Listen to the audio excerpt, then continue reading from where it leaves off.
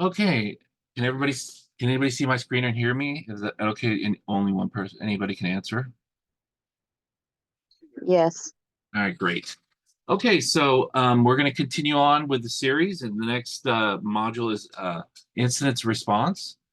But I first wanted to talk to you about the importance of the cybersecurity, the Lionfish cybersecurity portal. I have it up here. Um, the really important part about it is that you can keep track of what you're doing, where overall in your framework, whichever one you're working on. If it's NIST 800-171 or CMMC2, you want to be able to keep track of what it is that you're working on, what controls that you're currently working on, who is assigned to each control, what tasks need to be performed, and then ultimately, when those tasks are performed, you want to be able to allow for people to upload evidence and policies and procedures, and you want them to also be able to share these things with like an auditor or a person that wants to look at them. So we're going to just open up a control here quickly, the first control of NIST 800-171. And we're going to see the different capabilities that you can have for these controls.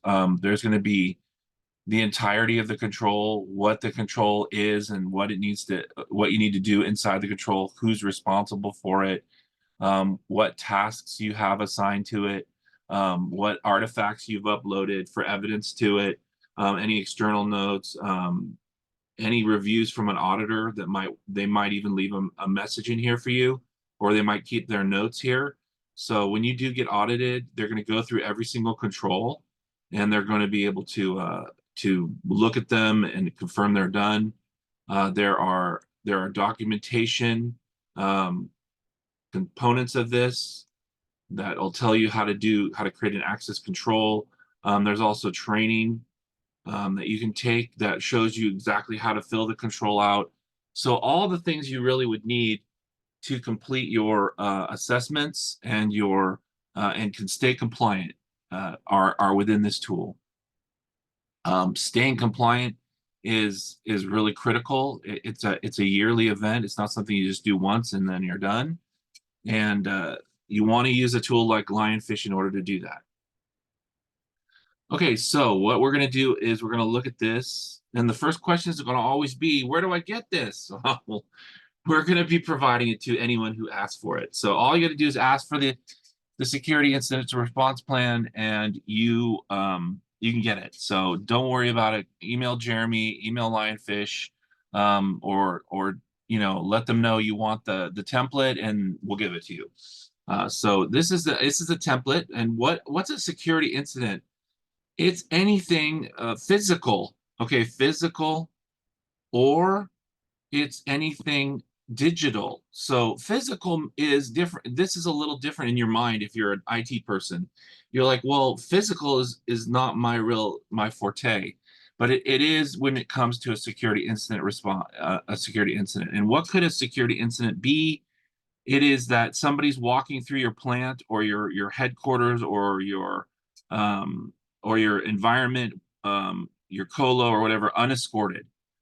That's like a security incident. Like, the UPS driver is looking for someone to sign for a package is a perfect example. And they're walking through your building going, hey, can you sign for this package? And you're like, well, did you sign in? Did you get a badge? Did you get escorted by somebody? Well, that's a security incident, and that will be creating a security incident. Now, what's a digital security incident or electronic one? It's like when someone downloads malware and their computer is infected by ransomware or a virus or um, some attack vector, or there's an impossible login that occurs, like one person can't be in two places at the same time, but somehow they seem to be logging into those two places at the same time. It'll fire off a security incident response. So the first thing you need to have is you need to have a ticketing system. So you need to be able to keep track of your security incidences by creating a ticket. And that ticket needs to be able to have a priority, a description, a responsible person, and then a timeline on when it happened, when it will be fixed, when it was fixed, how it was fixed. So you're going to need to get a ticketing system to do that. Um, technically, you could do it with like an Excel spreadsheet, but that's so stone age that I wouldn't do that. You want to have it in the form of a ticketing system. You can get a ticketing system like Zendesk or anything else, or you can even download a ticketing system and start using that. So the incident will spawn a ticket, and this will describe to you what we just talked about. Um, what a security incident, how to recognize it, um, suspicious activity, um, stolen computers, stolen server, stolen workstation from your office, um, somebody doing something excessive in your environment, somebody trying to join your Wi-Fi network, that kind of thing. And then you should have a role and responsibility. So you need to describe who it is that will respond to the security incident. The security, IT person, the facilities person, the office manager. What are their roles? What are their responsibilities? What are they supposed to do? Who's responsible for what? So here are the roles that you can point out. You don't have to choose them all. You could be all of these roles. If you're a one-man show or one person company, or you have 4, 5, or 10 people and you just don't have enough people to fill all these roles, but you can fill these different roles. But you need to identify in this document who they are, their phone number, and what their responsibility is. And you just describe their responsibilities. What it is that I do. I'm the IT person. I make sure that the security incident response template is up to date. I make sure all the roles and responsibilities are correct. I make sure that there's a ticketing system, that it's working, that the process is being followed. I go through the steps of the security incident response, which we're going to have a little baby template in an Excel spreadsheet here later that I'll show you an actual security incident response and what needs to be done. You got your security incident response team, which is referred to as the CERT. If you can be the only person on the team, but you can also include other people, the CISO, the VP of IT, the operations, HR person, because some of these issues, these security incident response may include personnel and their activities. And then everybody's responsible for some certain baseline. Now, here is an area where you need to fill in the contacts that you seem to need in order to report a security incident response. This one has local law enforcement. So if somebody steals your laptop, you want to have your local law enforcement, give you a police report. If you have a PCI compliance issue and some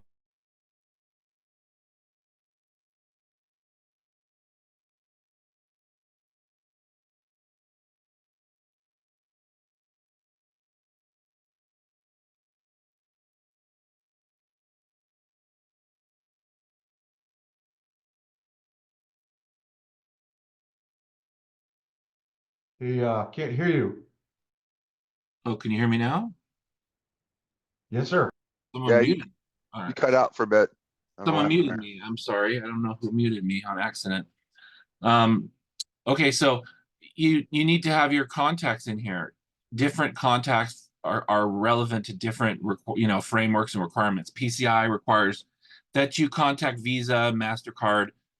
Some things require that you contact the police, like stolen goods. Some things require that you contact the FBI, like cyber crimes. Someone trying to ransomware you, you would want to report that. That would be part of your incident response, possibly reporting it to, you know, and also reaching out to your customers in the event that there's some sort of a breach, right? You've seen these breach emails and you've seen these breach protocols where someone will breach you and you will have to report that to, say, all of your customers, like just happened with, hundreds and different companies. I'm sure you're not a stranger to the different kinds of reporting. So you're gonna have that information in here as well. These are the different credit card boards that you would need to alert if there was an incident that were compromised your data that allowed for someone to see your credit card data. You would want to make sure if you were PCI compliant or even HIPAA compliant that you all alerted the credit card companies that happened. All right, here are the steps you need to take when you have an incident. You need to make sure that there is a ticket created, that your response team is alerted. Everyone needs to know. A laptop was stolen. The CEO's laptop was stolen from the back of his car. Report it. Everyone needs to be on the CERT team, needs to be made aware of what the situation is, and a ticket needs to be created in your ticketing system that denotes the time, exactly what happened, and that everybody has visibility into that ticket and can see it and be aware of the status of that the ticket is following, because you want to be able to keep a centralized location of how you're communicating with all the different members of the team. So you're going to investigate the issue. You're going to see what happened. Maybe the workstation or the laptop that was stolen was taken by another employee. Maybe it was, you want to investigate, figure out, well, it was just taken by a regular common day thief. That's we reported that to the police, and then move on. But if it's something else where you have to take administrative actions, you have to call the police and have someone arrested, or you have to take actions like you want to know how it happened. Did someone download something that created the malware incident or the ransomware incident? You want to investigate how it is. And you could do that forensically, by having like a forensic methodology where you try to figure out exactly what happened, or you could just, poke around and figure it out on your own. It's not super hard to figure out how someone stole something from someone's car, but it is a little bit more difficult to figure out maybe how someone downloaded some ransomware and when and where they did that. You want to turn off, you want to have MDM so that you can remote kill that laptop. Mobile device management allows you to remote kill machines. You want to change the user's passwords. You want to, change the user maybe change the user's access rights and so on and so forth. You want to just make sure that you cut that system off or cut off that computer or cut off that activity from your environment so that you can take an assessment of what happened and then try to remediate it. The inform step is you want to make sure that everybody on the CERT team is made aware, everybody is kept up to date, and you do this through your ticketing system. If you have HR or a PR firm that needs to send out a notification to to your environment, your group, your customers, or the world, if you're big enough that you might have to update the world about what happened, then that's what you need to do in the inform step. Maintain business continuity. If, for instance, something drastic occurred, like your CEO was incapacitated by something, that would be an issue that you'd have to deal with by saying, okay, who's in charge after the CEO, and then make sure that that person is aware that they need to make decisions up until the part where the CEO is back in action. Or if a server is down, you want to make sure that you bring up another instance of the server from backup, or if it's that important to your environment, and continue to try to operate your business. Planning ahead is having a disaster recovery or business continuity plan. So DR and business continuity plans are two large different documents that require, like, if you have a business continuity plan in the event that that something like a disaster occurs, or an issue in the marketplace occurs, or issue with personnel occurs that would affect the operational status of your company, that you have something written down that says, in that event, here's what we'll do. And from a disaster recovery plan, you want to make sure you have backups. safe sites, alternative work locations, and all that put down inside of your disaster recovery plan. And then you want to fix the issue. You want to make sure that it's resolved. So you used MDM to turn off that laptop that was stolen, and you made sure that you turned on different monitoring tools to make sure no one's trying to get into the company with that laptop. You've cut it off, or you've changed the access for the VPN, or whatever you've done what you've done to resolve it. That is going to be all detailed in your ticket. So, an auditor is going to go, well, what's the resolution to this issue? And you're going to have it in the ticket. It's been resolved. And you're going to be able to track that and when it was done. And then you're going to be able to do an analysis later on how quickly and how efficiently you resolve the issue. So an auditor is going to want to see when the ticket occurred, who was informed, what activities was done, what recovery steps were taken, or what resolution steps were taken, et cetera, et cetera. So you're going to want to have all those details in that ticket. Recovery, the incident response, you tell the CERT team we're going to return to normal state. Once you've returned to normal state, everybody's back into production. Everything is back and working. You've let everyone know the resolution has occurred. We're all back to normal. Everything's back in perspective.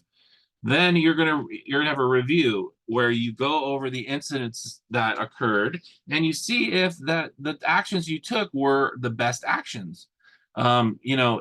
If during the issue where your CEO was incapacitated, everyone panicked and did X, they all went out and looked for new jobs or whatever, you're going to say, well, hey, maybe we didn't respond the best to that incident. Maybe we didn't communicate it properly. Here's what we need to do in the future. And everything's a growing opportunity. All mistakes are growing opportunities. So if you made any mistakes in the response to that incident, then you're going to want to remediate them for later. And if you didn't make any mistakes, you're going to want to confirm that the process that you are using is correct and excellent. And so you will continue to use that particular methodology for that particular incident.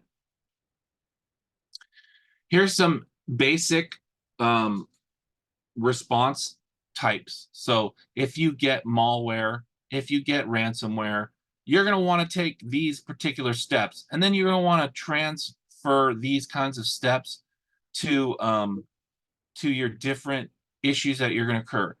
So this helps you because it tells you exactly what you need to do. So if in the event that you do have a ransomware issue, you are going to follow these steps, and therefore you can easily not have to do it yourself. I've given you this product for that kind of, for just a baseline example. Also, if somebody takes over one of your credit card machines, or they compromise your credit card information in a database, these are steps you're going to take for this. Unauthorized wireless, loss of equipment, non-compliance with your security. That is what these are some examples of just what you're going to do to respond, how you're going to respond to those incidents. So these are great examples. You can also add your own to it, that kind of thing. Every year you want to run an incident response test. So I do two. I do one physical and one digital. And what you need to do is you need to create an incident response situation. So you can use this template. You can make your own template, but this is my template, and it kind of breaks down everything we just talked about in a way that you can just keep track of it inside of this is just a test. So you could just describe it like, ransomware. And then, it has occurred on X user's computer. So you're going to just go through the motions of what exactly that means. go through your incident response plan. And so this is what you need to start by doing.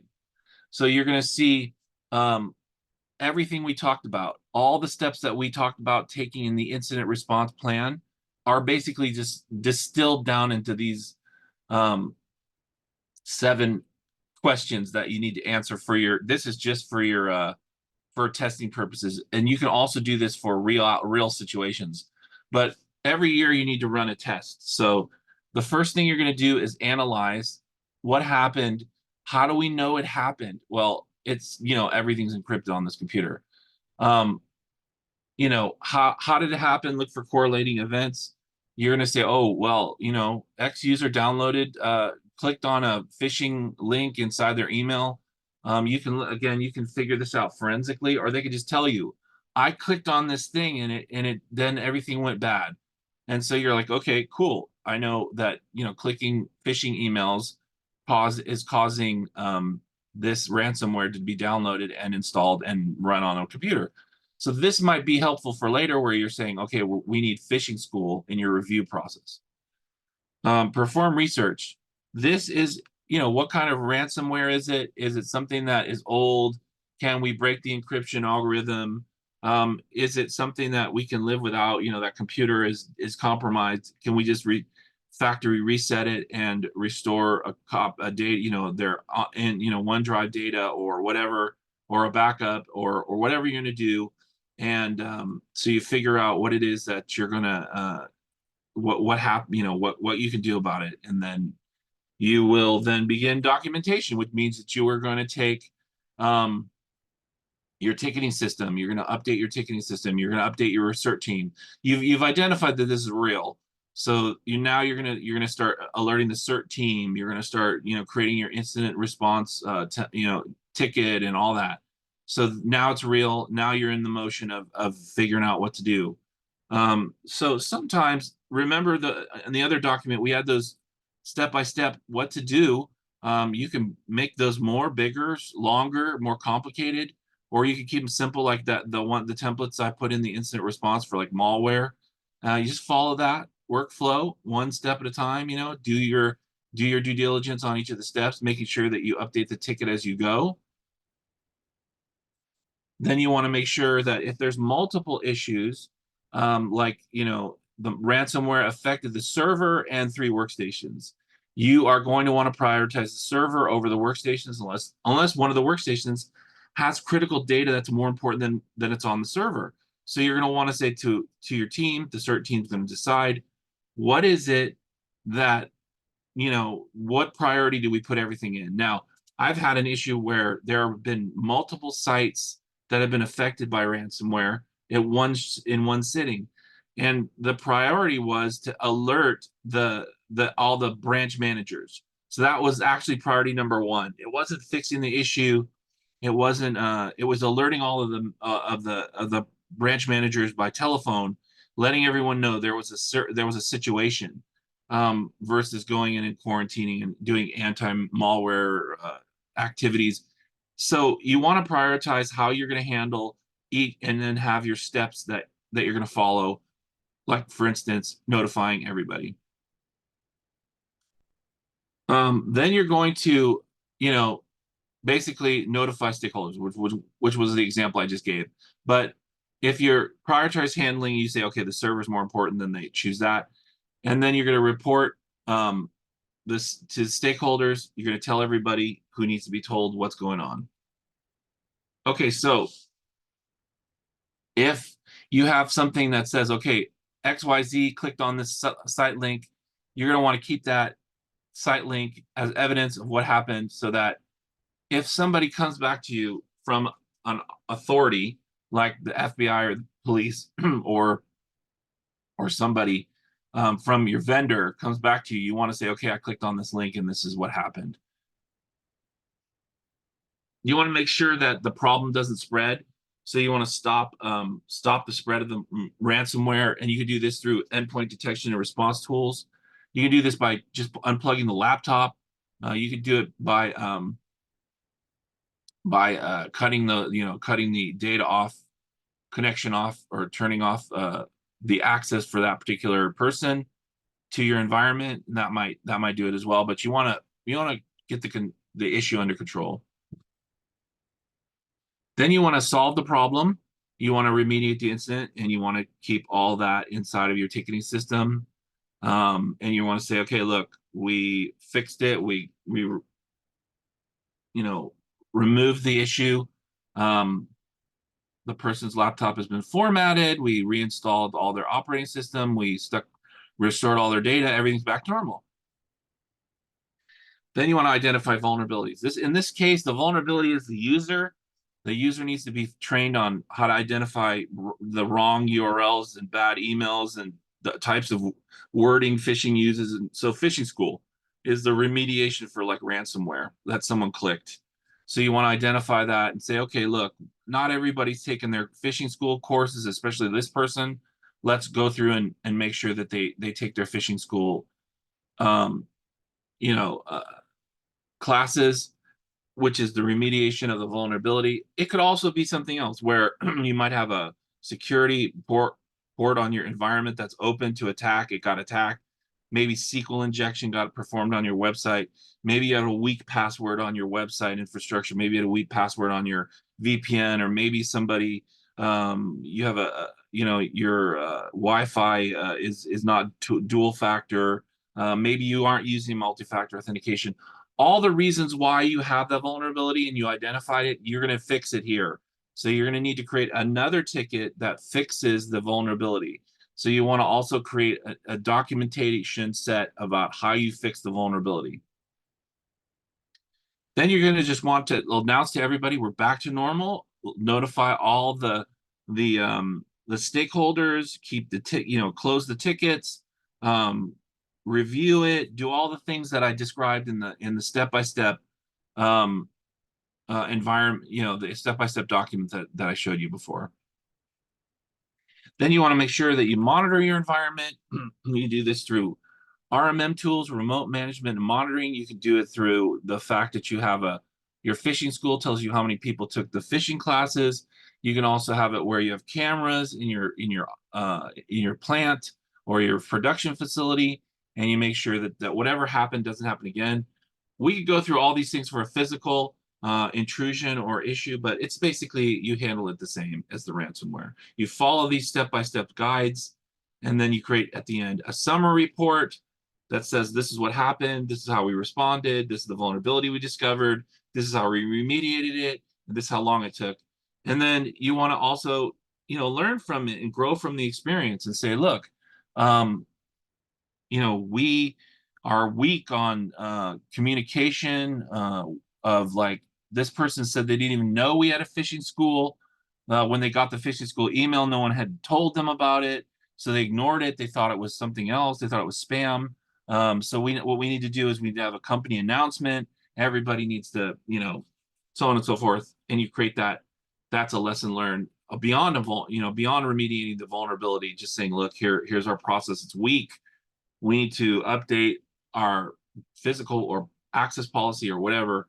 We have to make sure we escort people throughout the building all the time. It's not been happening, or people have been tailgating card access and somebody got in and all that other stuff. So you're going to want to create this little incident response template for yourself and run through it two a year, 2 incidents a year. You could spread them out. You could have one physical incident in the middle of the year and one electronic incident at the end of the year, where you simulate it. Just simulate it by like what I just did here, ransomware.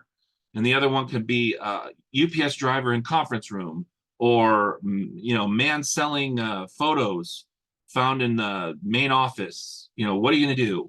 And then follow these processes and create a fake response. But you definitely need to, as part of your incident response, is you need to go through and run through two simulations a year. And so in summation, what is the best thing for you it's to use a system, a tracking system, as we talked about before. That ticketing system is critical here. Without it, you are basically, hitting rocks against other rocks. You want to have a ticketing system. You want to have a compliance monitoring system that not only tells you how to operate, but tells you what you need to do step by step. Also keeps track of all your evidence. The fact that you ran those incident response tests will be here in your evidentiary area of your control that you need to then give access to an auditor to review and to look over. And if you don't have these things, without these tools, you're basically, not in a good place. And what's going to happen to you is you're going to be, there were days before, yes, before these tools were in place, it was horrible. You were keeping track of everything in an Excel spreadsheet with a folder structure on your computer, and it was just very time consuming. I mean, the amount of time that this product is and lessened for me has been phenomenal. So again, I can't talk enough about how well the Lionfish platform helps you stay compliant, keeps you up to date, keeps everybody aware, but it also allows auditors to see everything they need to see quickly and easily. And that can actually cut down significantly on the price of like an audit. Sometimes you have to pay for an audit to get done. And those things are very, very, very expensive because they're super time consuming. But if you have something like this, you can ask, hey, I've got this platform. All of the things that you need to look at are very easily at your fingertips. Can I reduce the price of my audit? Who knows if that can happen, but it's at least something you could ask for. So if you get the ability to use this particular product, I would use it every single time. Or not to say that there aren't other compliance products out there, but this is my one of preference. All right, so let's go ahead and answer any questions that you might have. I'm looking in the chat to see if there's any questions. Right. I lost my audio for a second. I don't know how that happened. Yeah, oh yeah. I have many, many customers that I use this for uh, to handle cybersecurity incidents. Yes. So there have been physical and there have been digital incidents. They happen quite often. So yeah, I track all of it here. I have my little spreadsheet that I showed you in Excel where I kind of go through the workflow of the issue to keep everybody updated. But I also have to have a ticketing system. Without a ticketing system, I would be lost. So, I use that to update everybody. I use it to convey what process I'm following. I use it to do my step by step, and then everybody's notified of it. But I also, once I'm done, I have to store all that data somewhere. What I did, how I fixed it. If all those answers to all those questions can create and spawn their own document, like resolving the vulnerability, all different kinds of things. So definitely, I have used this product to cut down and to streamline all of my incidents that occur. I'm regularly in here, moving stuff around and working on things. Absolutely.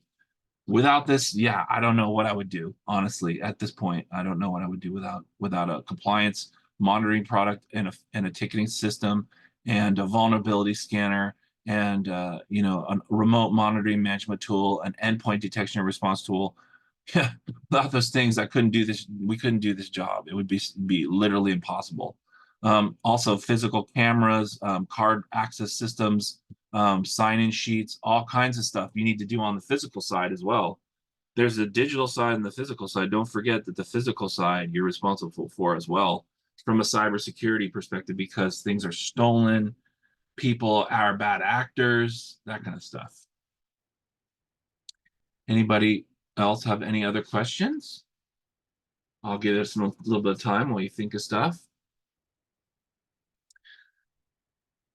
But yeah, again, don't be afraid to ask for the template. Jeremy has it.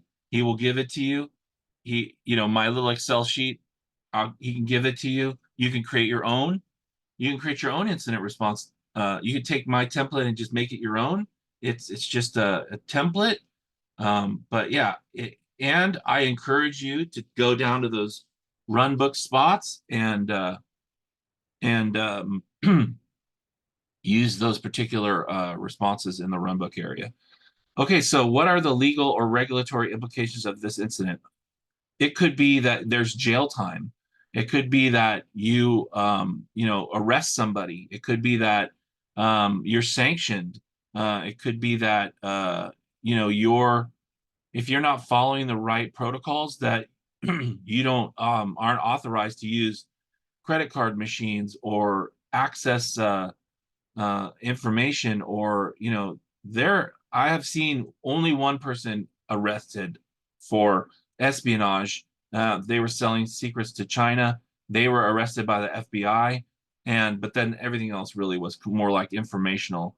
But yeah, definitely if you don't reply to report these incidents to Visa or MasterCard or these other regulatory bodies, and they find out that you haven't done that, there could be legal ramifications for you, fines, and maybe not jail time like the person who was a spy, but they'll definitely sanction you, or not allow you to move forward inside of their contract infrastructure.